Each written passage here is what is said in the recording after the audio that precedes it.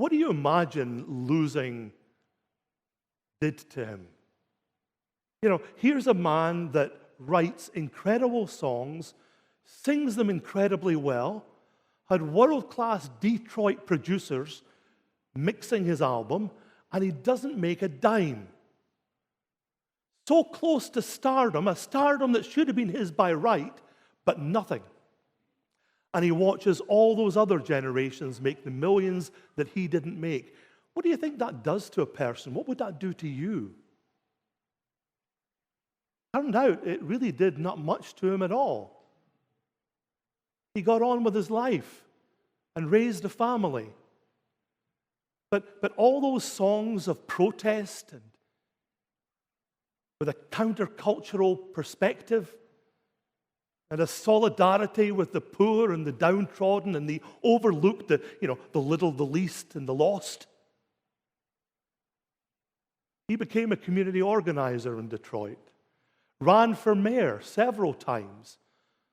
The last time he did pretty well. I think he came 130 out of 140 on the ballot. Was known by everyone, loved by most.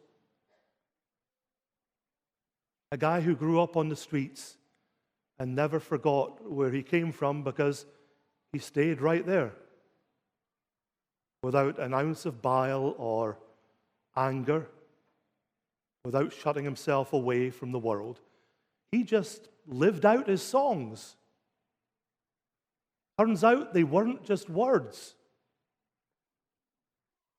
He stayed authentic to himself, despite all that life had done to him, or more particularly, not done for him. And he's still there, lives in his house in Detroit. Wood-burning stove is the only way it's heated. Tours South Africa quite a lot. Makes a lot of money and gives it all away. Family, friends, neighbors, community groups. That's authentic living. What about us? Do you remember what your passion was? Is it still alive in your heart? Or did you kind of give it up for real life? Did career knock the passionate stuffing out of you? I know there was an English writer who once famously opened a novel with the words, "The past is a foreign country. They do things differently there." It's true. Can you recognize the old you? Do you see him or her in the mirror? You started off with principles, passion, a demand, and a zest for life.